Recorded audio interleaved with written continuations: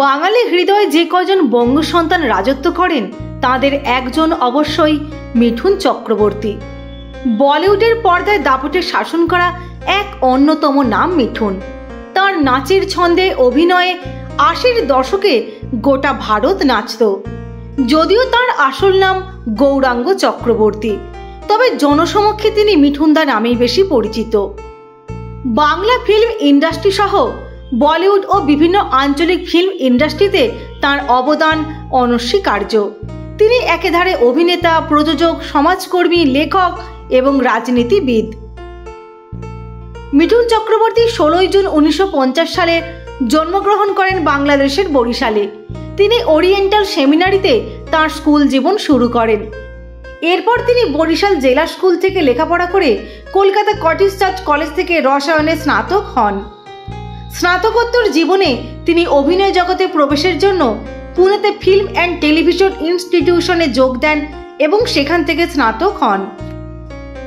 এরপর তিনি নকশাল আন্দোলনে জড়িয়ে পড়েন এবং একটি দুর্ঘটনায় তার একমাত্র ভাই মারা যান। এরপর থেকেই তিনি নকশাল আন্দোলন থেকে সরে আসেন। এরপরে তিনি অভিনয় জগতে আসার দিকে মনোযোগ দেন।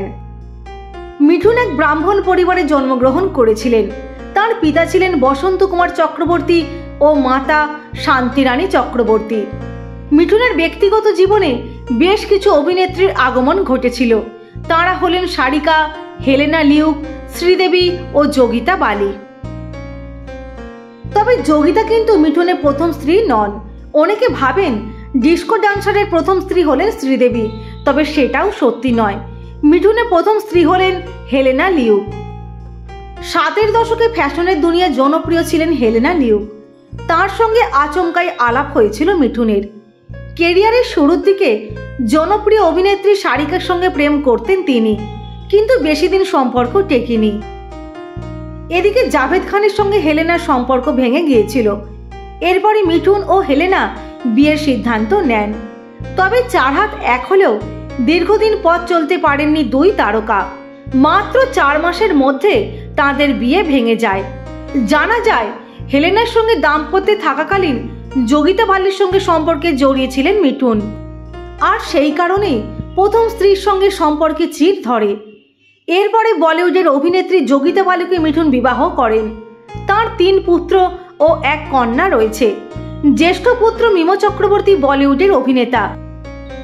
দ্বিতীয় পুত্র রিমো চক্রবর্তী মিঠুনের পরিচালনায় ফির খাবি সিনেমায় অংশ নেন।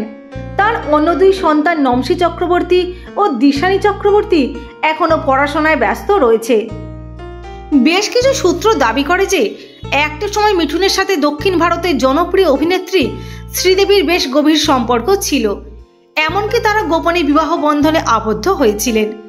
তবে তাঁদের এই প্রণয় ঘটিত সম্পর্ক বেশি দিন টেকেনি এবং মিঠুন পুনরায় তার স্ত্রী যোগিতা বালির কাছে ফিরে আসেন। ১৯৭৬ সালে মৃণাল সেনের ছবি মৃগয়াতে তিনি অভিনয় করেন।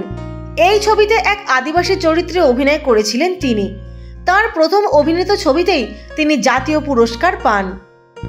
এরপরে তিনি বলিউডে পা রাখেন। দো আনজানে ও ফিল খেলে হ্যায় গুলশান গুলশানে কিছু ছোট চরিত্রে অভিনয় করেন। তবে ১৯৭৮ সালে মেরা রক্ষক সিনেমায় অভিনয় করে মিঠুন চক্রবর্তী জনপ্রিয়তা শীর্ষে আরোহণ করেন।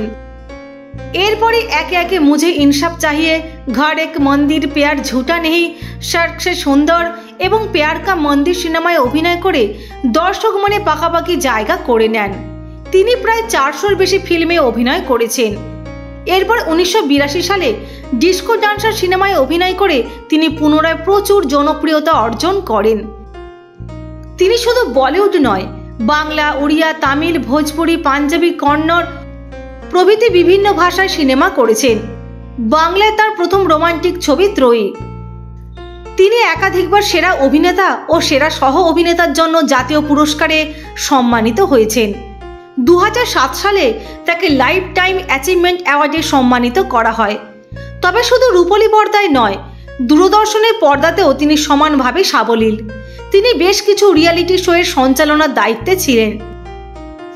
তবে তাঁর এই পথ চলা খুব সহজ ছিল না। এক সাক্ষাৎকারে মিঠুন এও বলেছিলেন, একটা সময় ছিল আমি ফুটপাতে থেকেছি, মুম্বাই শহরের যে কোনো জায়গায় ঘুমিয়েছি।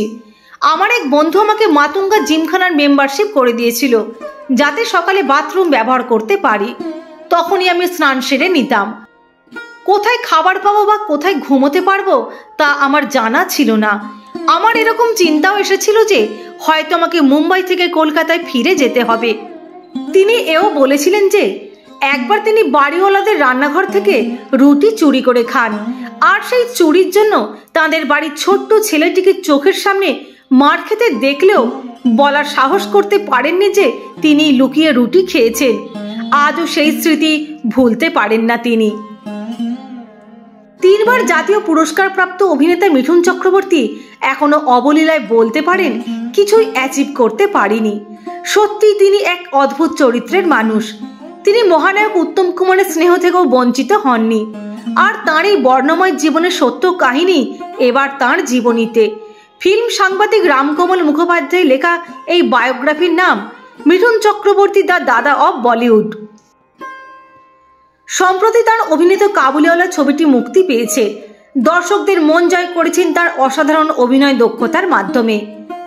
গত শনিবার শাস্ত্রী ছবির শুটিংয়ের মাঝে গুরুতর অসুস্থ হয়ে পড়েন মিঠুন চক্রবর্তী। তাকে হাসপাতালে ভর্তি করানো হয়। সূত্রের খবর অনুযায়ী এদিন তার ব্রেন স্ট্রোক হয়। সকাল 10টা নাগাদ অসুস্থ হয়ে পড়েন। তারপরে তাকে কলকাতার বাইপাসের ধারে একটি বেসরকারি হাসপাতালে ভর্তি করানো হয়। জ্যোতিষ শাস্ত্রের ওপর নির্ভর করে বানানো পথিকৃৎ বসুর ছবি শাস্ত্রী শুটিং চলছিল কলকাতায়। প্রযোজনার দায়িত্বে ছিলেন সোহম চক্রবর্তীর প্রযোজনা সংস্থা। এই ছবিতে মিঠুনের সঙ্গে দীর্ঘ 16 বছর পর দেবশ্রী রায়কে দেখা যাবে। অভিনেতা মিঠুন চক্রবর্তী এখন বেশ ভালো আছেন। হাসপাতাল থেকে বেরিয়ে মিঠুন জানান তিনি একেবারে সুস্থ রয়েছেন, এখন কোনো সমস্যা নেই। সমস্যা কী কারণে হয়েছিল তারও উল্লেখ করেছেন তিনি। একই সঙ্গে জানিয়েছেন আসন্ন লোকসভা নির্বাচনে বিজেপির হয়ে পুরোদস্তুর প্রচার করবেন তিনি।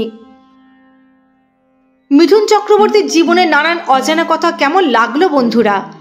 অবশ্যই আপনাদের মূল্যবান মতামত জানাবেন। লাইক, শেয়ার এবং সাবস্ক্রাইব করে সঙ্গে থাকবেন। সকলে ভালো থাকবেন, সুস্থ থাকবেন, অনেক ভালোবাসা নেবেন।